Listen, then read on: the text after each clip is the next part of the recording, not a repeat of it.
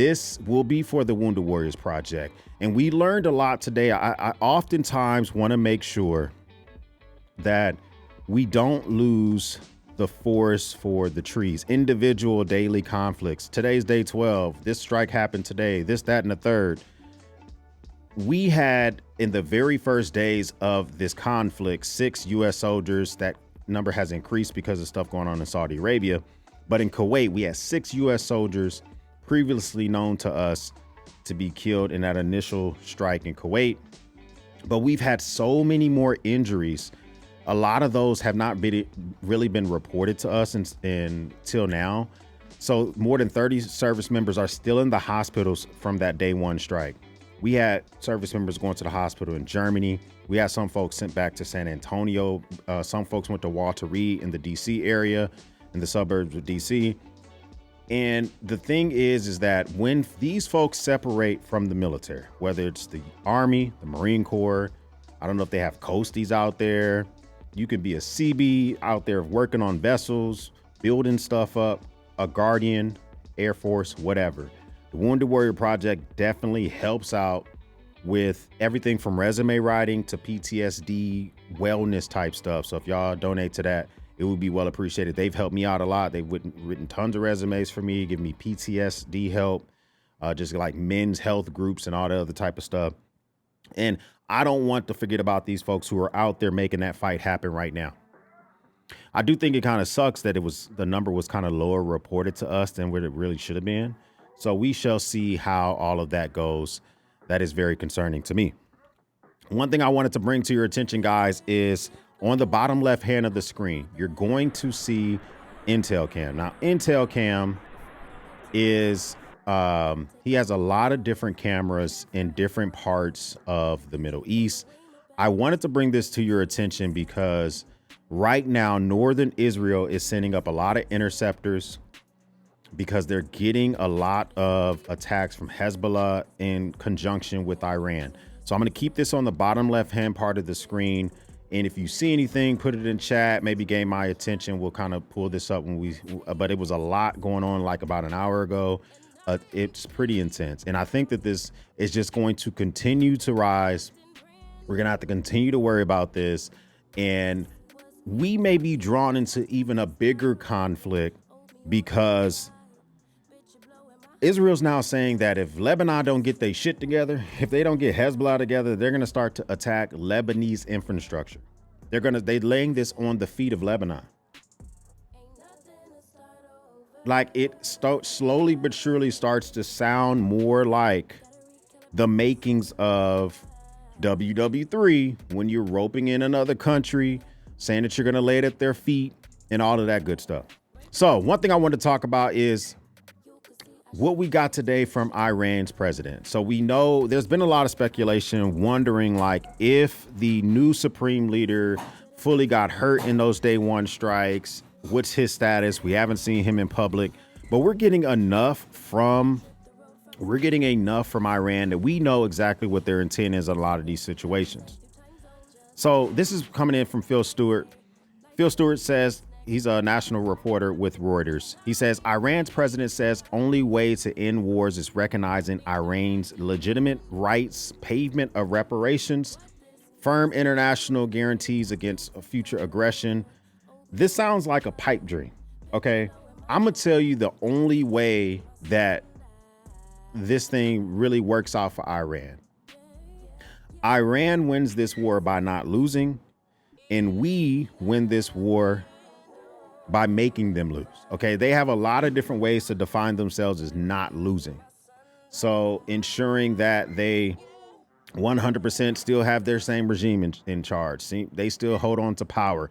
Those are the 2 ways that they feel like that they not lose. All this extra stuff, reparations, guarantees of not future aggression, that shit's not, I just don't see that as not happening. It's not going to happen. So therefore, it's going to be a continuous long ass fight because I don't think that's going to happen. But we're seeing that more and more, they're starting to slowly but surely hint at different ways that they may be able to be drawn back to the table for some type of chats, negotiations, whatever you want to call it.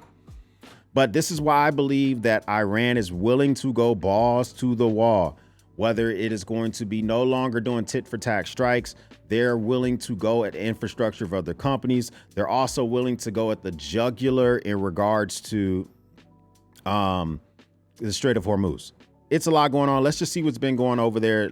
We've just had a statement from Iran's military command, and they say that Iran's policy of what it calls reciprocal hits has now ended, and Iran will carry out continuous strikes, they say, from now on. They also say that the US won't be able to control oil and with artificial measures. They say get ready for $200 of oil barrel. That's their statement there. Artificial measures. They say U.S. won't be able to control oil with artificial measures. They don't give clarity on that, but I'm worried about my pockets, bro. I'm seeing a Department of Energy report that came from the Financial Times that seems to say we should not expect an easing of normalcy of gas prices until maybe the middle of 2027. So they're saying artificial measures, meaning like easing sanctions on Russia or releasing oil reserves around the world. They're like, we don't give a fuck what y'all do. Don't expect oil prices to come down because we about to keep on trying to put our foot on your throat via the Strait of Hormuz. But the fact that they're already posturing towards this, and they seem to be already, I would almost say 100% going on this threat, guaranteeing that they want to do this. By what we saw today in the actual strait itself, let's just check this out as well. Let's talk about what's happening in the Persian Gulf, because we've very clearly had a demonstration this morning, had anyone doubted it, of the dangers to shipping. 3 cargo vessels struck in short order, one of them currently on fire off the coast of Dubai. The critical pinch point, as we've been telling you throughout, is the Strait of Hormuz, just 21 miles across at its narrowest point, and in normal times around a fifth of the world's daily supply of oil and gas passes through that strait. He says 21 miles across at its narrowest point. That's true. But the part where these ships navigate the most often, because they try to stay as far away from Iran's coastline as much as they can, is only 2 miles wide. And that is the part that Iran is trying to mine.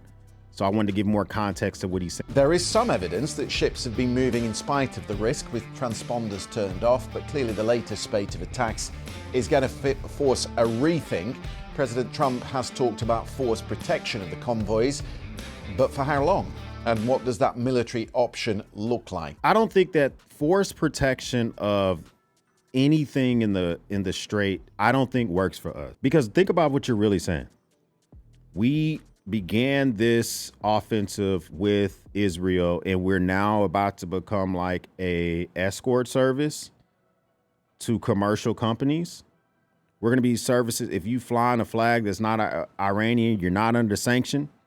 You know what I'm saying? We'll go ahead and make sure you get through the strait safely. What about mines? What about unmanned vehicles that they're putting in the water? What about stuff coming from the coastline? Like, it's hard to do those guarantees. And as soon as we begin to agree to give those type of escorts, if they are successfully attacked, do they come to us for the liability? Saying, well, you were supposed to protect me. What the heck just happened? So far, we haven't even given those protections, even as it stands right now. But more on those 3 actual vessels that were attacked. Drones struck an oil facility near Oman. We'll talk about those vessels here in a second, but everything near that strait seems to be really, really volatile. Earlier today, March 11th, this is an oil processing facility in Oman. Now, Oman is not really known for overly helping the United States. They didn't help us facilitate the transport of troops into Afghanistan or Iraq during GWAT. They sometimes do help with intel, especially with pirates and stuff off their coast, and helping out with Yemen, but it's not, Oman's not really the go-to. What this really signals to me is that Iran's willingness to go at their Gulf partners has no limits. The fact that you're going after Oman, who really doesn't have the biggest dog in this fight, is letting it be known you are trying to get to $200 a barrel for oil on, like, you're like really trying to speed run it. It's like you're Mario speed running this shit, hitting every country that you can. So Iran announces that facilities associated with U.S. major technology companies could be targeted next. That means that they are specifically looking to go after places like Amazon, NVIDIA, IBM, Oracle, Microsoft, all sorts of stuff that's making my stream run right now. that's delivering my packages later. I just had a little drone drop off some shit. That was Amazon. You know what I'm talking about? Their data centers. A lot of that stuff is contained overseas. It's cheaper to operate some areas of their business there, and they choose to do that. The reason that they're saying that these are viable targets is because one of their major banks in Iran was hit last night by an Israeli or Iranian, I don't know, or US airstrike. And that bank is how they pay the regime members. That's how they pay some of the military. That's how they pay people that are loyal to them. So you hit one of the data centers that make sure that people get their paychecks on time in Iran. So Iran was like, well, fuck it. You know what I'm talking about? We need to let people know that they're going to get their bread on time. So we're going to go ahead and strike some stuff that makes y'all feel warm and fuzzy. We're going to go ahead and strike some stuff like that. So now we're seeing that them just basically go gloves off. Not a liter of oil will pass through the Strait of Hormuz for the benefit of the U.S., Israel, or any of their partners. You should prepare for $200 a barrel. This is an Iranian military spokesman. I will say this, the only vessels that have successfully traversed the Strait of Hormuz in the last few days have been anybody aligned with Iran.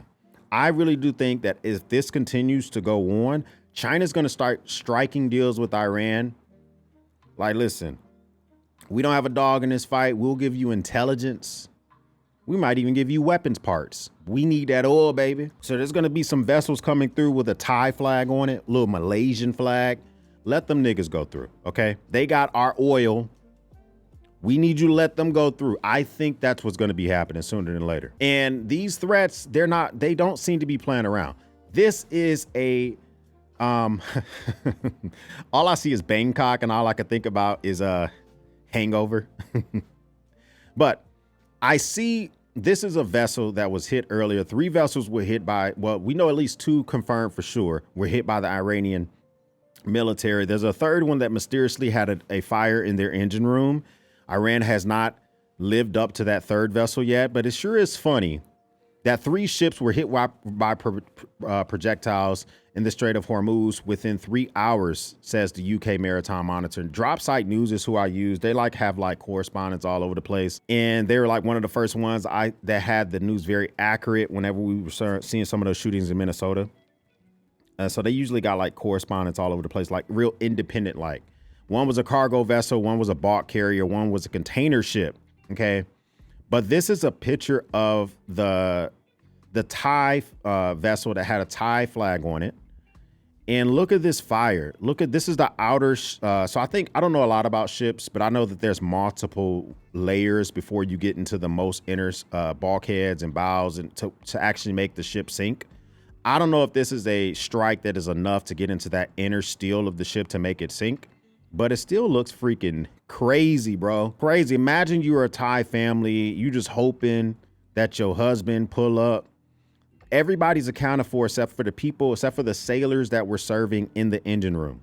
Those are the only ones that the Oman Navy has not accounted for yet. Imagine that. You're Oman, you just got attacked in your oil facilities, and now you're sending your Navy out to go save some Thai flagged ships, vessels that are being hit by Iran in the Strait.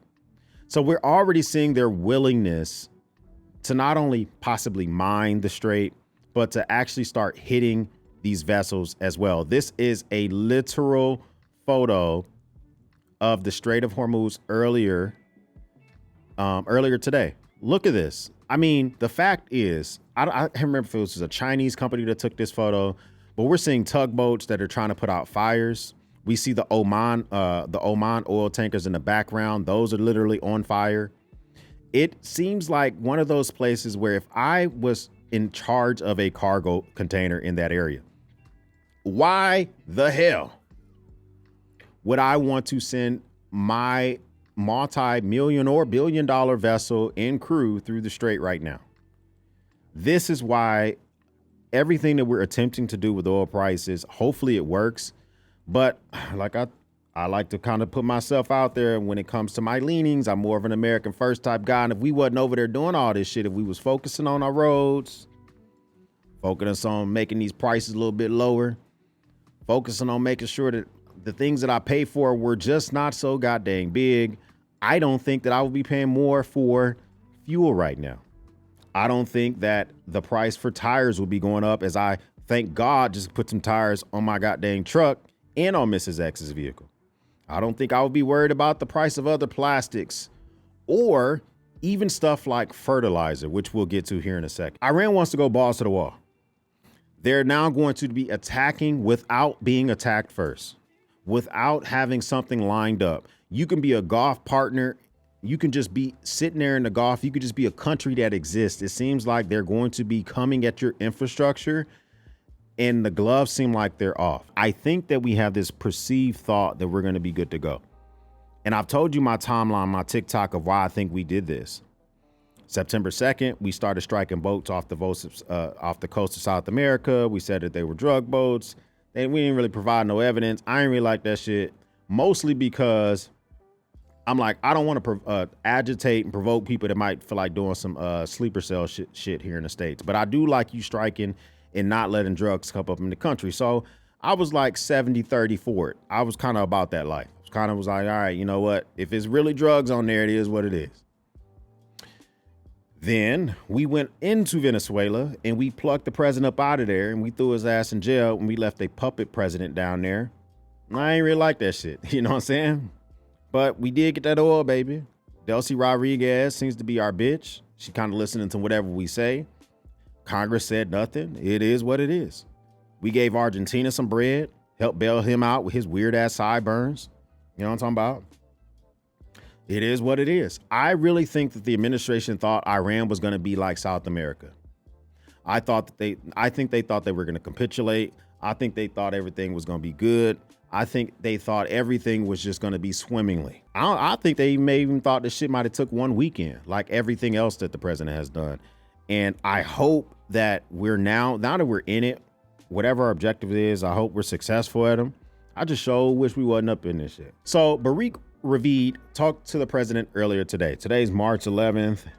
You know, the president he's real available for some shit. I feel like we're all over the place on when this shit go in, because at one point the president's kind of talking to us American folks saying that we gonna go and put up out of there soon. And I'm like, bet. Thank you. Good God. Like, I heard this shit is already running me like between $10 a day per household in America. That's some estimates that I'm seeing. Like, this war has almost already cost me $100. Like, in theory, I mean, if you're an American and you pay taxes and you're in chat, you know that this war may have already ran you $100. There's a big possibility you didn't even know that, did you? So the fact is that we've already spent billions of dollars on this conflict. So Barik Ravid, he's a reporter. He reports a lot on stuff that has to do with Israel. He said, President Trump told me in a phone interview Wednesday that the war with Iran will end soon because there's practically nothing left to target. Little this and that. Anytime I want it to end, it will end, says the president. This is the only thing I had. This is the thing I got. Okay. Article 2 and Article 1 of the Constitution. I am that guy that reads the notes from the Constitutional Convention and why things were done the way they were. The reason that we want our president to go get the authorization for use of military force is because if our president decides to take us into military force, which for the most part he has the right to do, he just has to notify Congress. At a certain point, he's going to need more money because the executive branch doesn't have unlimited money. The money's controlled by Congress. So I don't want like taxes to be imposed by the executive branch that affect my pockets. That's what kings in the back in the day used to do, where people were starving in the streets to make sure that their armies can take over other countries. So that part didn't make me really feel real good. Anytime I wanted to end, it will end. Although it didn't make me feel good, he's actually right, though. He's right. Our strikes will end, but guess who else gets a vote? Iran. So he can be 80% right, meaning when he wants it to end, it will end. But it also can be true that they may decide to continue this. But also today, the president was doing a little gaggle oppressor behind the White House. And he didn't really want to comment on some of the questions that was coming his way, which leads me to believe that he may be leaning closer to where goofy ass, grinder ass Graham, Senator Graham from South Carolina is. And Lindsey Graham says that it's not a W for us if Iran still has a supreme leader. So someone asked him a question about that today. He said he didn't want to comment about that. He said he ain't got nothing to say about that. Can you declare victory in this war if the supreme leader remains the Ayatollah's son. I don't want to comment on that. I don't want to comment. But I will tell you, I just spoke with various countries, the leaders of various countries. You'll have a list. And they said they've never seen anything like it. We have, and I built it during my first term, and I used it. I didn't realize I was going to use it this much, but we have the greatest military in the world by far. Nobody. Can you declare? I mean, we do have the greatest military. I will give him that. But it does lead me to believe when I hear you tell Barik Ravid that it will end soon because there's basically nothing left to target. That means that our A grade of targets have been hit. Normally for the Air Force, we normally will go to B grade or targets that are not maybe as rich as easy targets that we can see. Maybe we don't want to hit those targets because it's closer to war crime E or infrastructure E, i.e. why we haven't like outright started hitting like some of their facilities that could affect civilians. And then there's like C grade targets. So when he says there's not much left to target, I'm thinking like we're almost out of A targets, A grade. You know what I'm talking about? That grade A? You ever had that grade A beef? We're almost out of that grade A. Although we may want it to end. The enemy gets a vote too, my friend. When you are at war, the enemy gets a vote as well. They get a vote as well. This is from the New York Times. The U.S. was responsible for a missile strike on an Iranian school. An ongoing military investigation found.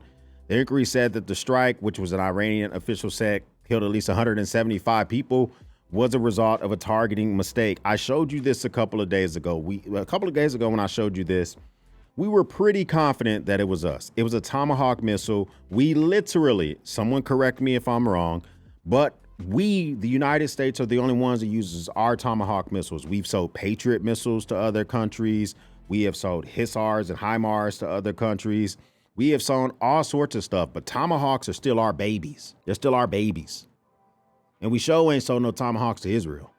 So if it was a Tomahawk that hit this school and it was a targeting error, I think that in my personal opinion on this, that I believe that this is true. And I think that we have fumbled the ball on like the way we talk about this. I think we should own it. I think it is a horrible mistake. I feel bad for them little girls that were yeeted off the earth. If it was our artillery that did it, which I'm very confident that it was. And I think that we should just own this shit. Owning it makes it feel less like a war crime because it wasn't intentional targeting, etc., etc. But we can say all we want. Targets are almost left. You know what I'm saying? Ayatollah being there or not. We can end it whenever we want. The enemy gets a vote as well. And if this is confirmed, this is another reason I say they get a vote. And this is when they may decide that they want to turn up and turn out directly against our homeland. They may want to turn up and turn out directly against our homeland. And it's the same thing I'm seeing here. ABC News is reporting that the FBI warns Iran-inspired attack could happen in California. They told California law enforcement agencies, I don't know if they told the governor, but they have told California law enforcement agencies. And that's something that we want to concern ourselves and just be cautious about as well. Attacks on our homeland, a new alert reviewed by ABC News revealing Iran's aspirations to conduct a surprise attack specifically against unspecified targets in California. The FBI saying it's warned police departments across the Golden State now of strikes by unmanned aerial vehicles or drones as tensions rise in the Middle East. Let's get straight to our chief investigative correspondent, Aaron Kontersky. Aaron, what are you learning? We've reviewed an alert that came within the last couple of weeks, Kira, just recently from the FBI to law enforcement agencies up and down the California coastline, warning that Iran is aspiring now to perhaps launch some kind of a retaliatory attack on the U.S. mainland using drones on the West Coast. I find it funny that this was alerted to the back in September before we engaged in this. And we're learning about this now. I think that it is something that we should know about. And so that if you're someone that lives in California, God bless your heart. You can't carry the same thing I got sitting on this dang on desk without it being a whole issue and a half, okay? I can't touch it because we're in a live stream, but you can't do the same things I can do here in Texas. But let's just imagine you did live in California. Wouldn't it be nice that you could make some decisions for your family, for prep wise, fortifying you where you live at, maybe going to live in somewhere else? Maybe you want to be able to make those type of decisions if you would have known about that shit. If somebody would have told you about it, maybe thank God it has not actually happened. But wouldn't you like to know that this possible threat, uncorroborated, real or not, was something that could affect you if you live in the goddamn Golden State? I think that that's a viable thing to want to know. So not only are we worried about a possibility of an attack from drones in California, where the hell do they launch them from? I guess maybe they're going to inspire attacks coming from Mexico. Like, I'm not a mathematician, okay? Not the smartest guy in the world. But I will say this, all right? I think that good old Iran is kind of far from the west coast of the United States, okay? Iran is here. So let's just zoom in and take a look at Iran. You know, they're right here. And where the green highlighted country. But I'm assuming that they would have inspired attacks. Maybe they have some type of, they do have submarines. Maybe they got submarines off the coast. I don't know. I don't know what it would be. But I do know that that seems very far-fetched. Maybe that's why they didn't tell the public. Maybe that's why they kept it under wraps. I'm not sure. But it's still something that I would have liked to know, especially if you live in that area. But that's not the only thing that's an issue for possible attacks on the homeland from Iran. This is where I want to tell you guys about the cyber attacks that have been increasing. They've been increasing, and the latest one that we've seen has been on Stryker. Now, you may have never heard of Stryker in your life. They are a business that made $140 billion in 2024. We don't know what they made in 2025 yet. They haven't reported it, but they got long money. You know what they do? Medical devices, medical instruments. They make like joints. So like if you have a hip replacement, they're the ones that make the hips. They do shit like that. They also make implants that they put in veterans or anybody needs a pacemaker. They do a lot of stuff like that. A lot right now. They just been hit with a ransomware attack where they have to pay hackers to get access back to some of their data. Not all of it, but some of their data. They are being attacked by cyber attacks and they need to get access back to some of their data centers. They're probably going to pay it because what the F is the FBI going to do? If they can't successfully counter hack and reopen and give Stryker access back to their data, they're going to fucking pay the money. Which means that this could be another method for Iran to make some bread. This could be another method for them to make money. This is why this is not sponsored. I'm just telling you what I use for me personally. I use Aura because I don't want anybody having a ransom over myself, my assets, or anything that I do. DDoS attacks, me or Mrs. X being put up on the dark web, any of that type of stuff. You can use whoever you want. If you want to use another VPN service or another data service that protects you, check them out. But if you personally don't have something for your business, your LLC, if you don't have that, or just your single human being, you really should think and look into that because it starts big and it goes small. It starts with these larger corporations and it trickles down to all of a sudden your dang on internet don't work and you can't access your bank account. So this really raised alarms for me. So we have issues where we possibly could see strikes on California. Very unlikely. We're already seeing cyber attacks being turned up, but we're also seeing, this is a report from Financial Times that I talked about earlier. The Energy Department is saying that they're warning that they do not believe that petroleum and diesel prices will come back down to pre-war levels until the middle of 2027, according to a report that should not have been leaked to the Financial Times. I can see it being true that we thought we were going to be good to go. And in all actuality, we have to wait. We have to wait because this 100% can affect us. This can affect us until the middle of next year. It's not only just that affecting us. It's also the inability to get fertilizer to the homeland as well that could affect us. And fertilizer does come through the ports of the Middle East, Strait of Hormuz. So we have that going on as well, where we're actually worried about our farmers' inability to get fertilizer through the strait and cause rising prices because of that issue.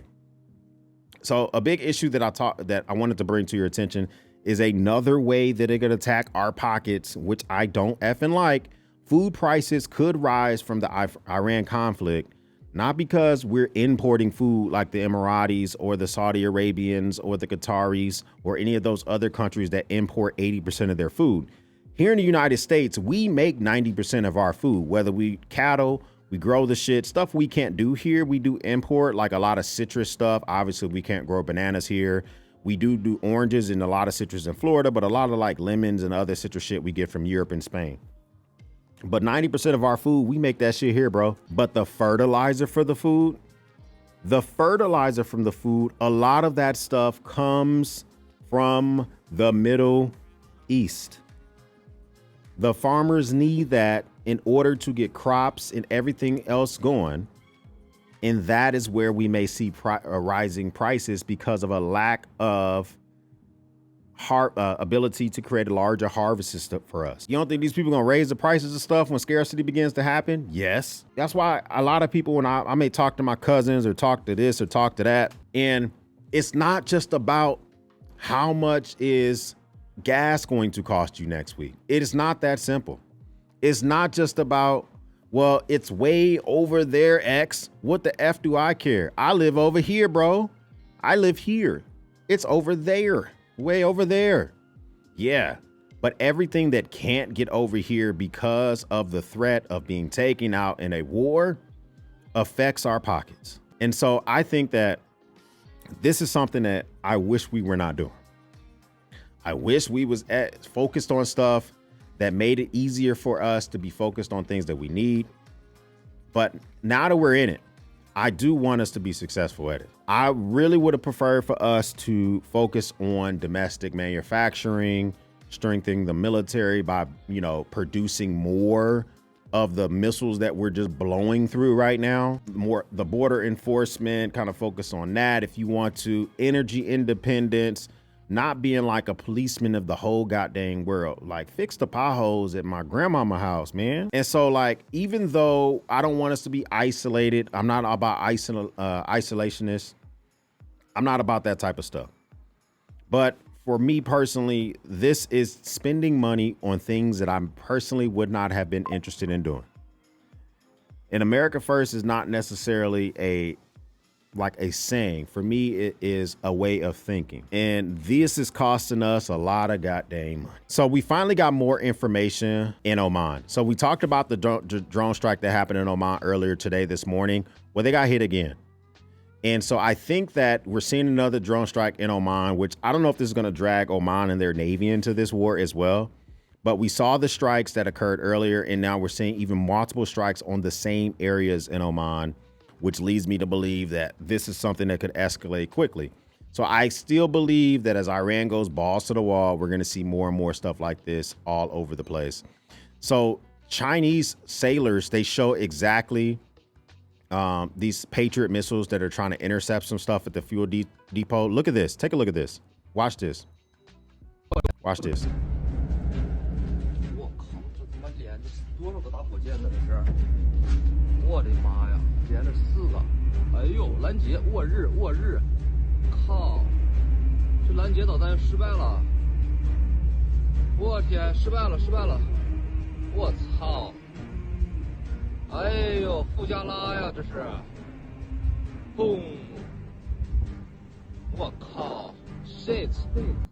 Bro, did you hear him? He said, boom. First of all, look at the interceptors. All of them missed, first of all.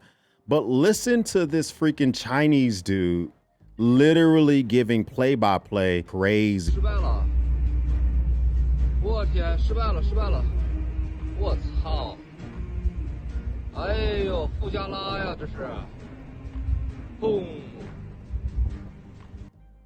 is crazy. Like, boom is crazy. The fact is that that's showing that the hit that happened tonight. So we saw the hits that occurred earlier in Oman. These are some of the hits that occurred literally within the last couple of hours. So all day Wednesday, there have been crazy amount of strikes. I think that we're going to see more and more people who are sympathizing with the Iranian government, doing stuff all over the world. We saw our consulate in Canada. We don't know if that was inspired by Iran or anything like that. We saw Austin. We saw New York. We've also seen other consulates around the world that possibly could be doing, that could be having sympathizers as well. Check out this footage from the Liège synagogue in Belgium on Monday, which we're still trying to investigate to see if it's related to actual sympathizers.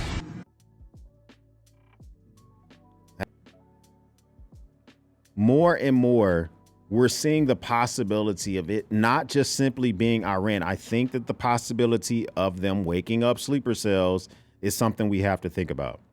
I think that this is something that we're going to continue to see. They don't want a drop of oil going through the strait, and all of a sudden there's starting to be more explosions all over the world. Last thing I want to show you is that hit that was earlier today in Oman. It was actually documented by a Chinese vessel. So Chinese had they documented the one that happened a couple hours ago, and they had documented the one that happened this morning. Take a look at the actual Shahed drone that hit the Oman oil facility earlier today.